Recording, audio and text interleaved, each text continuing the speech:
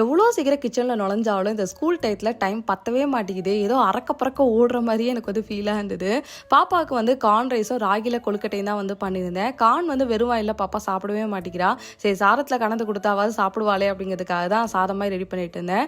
ராகியில் வந்து கால்சியம் சத்து ரொம்ப அதிகமாக இருக்குதான். அது வந்து எலும்புக்கு ரொம்ப ரொம்ப நல்லது.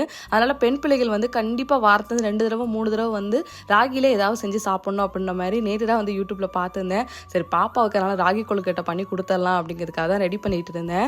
இதை பண்ணிட்டு இருக்கும்போது அத்தை வந்து ஒன்று ஷேர் பண்ணாங்க. முன்னாடி காலத்துலலாம் வந்து அதாவது எங்கள் அத்தையோட மாமியார்லாம் வந்து சொல்லுவாங்களாம், வயிறு வலியாக இருக்குது அப்படின்னா நல்லெண்ணெய் வந்து கடாயில் ஊற்றி கொஞ்சமாக வந்து ராகி அதுக்கப்புறம் முருங்கீரை இதில் வந்து நல்லா வந்து வறுத்துட்டு அதை வெறுவாயில் வந்து சாப்பிடுவாங்களாம். அப்போ வயிறு வலி கொஞ்சம் கம்மியாகும் அப்படின்ற மாதிரி சொன்னதாக வந்து ஷேர் பண்ணாங்க. ஸோ கண்டிப்பாக உங்களோட குழந்தைங்களுக்கும் ராகி வந்து அடிக்கடி செஞ்சு கொடுங்க. டிஃபன் பாக்ஸ்லாம் கட்டி முடிச்சதுக்கப்புறம் பார்க்கும்போது எனக்கு மனசுக்கு ரொம்ப திருப்தியாக இருந்தது. பாப்பாவுக்கு வந்து நல்ல ஹெல்த்தியாக வந்து வச்சுட்ருக்கோன்னு சொல்லிட்டு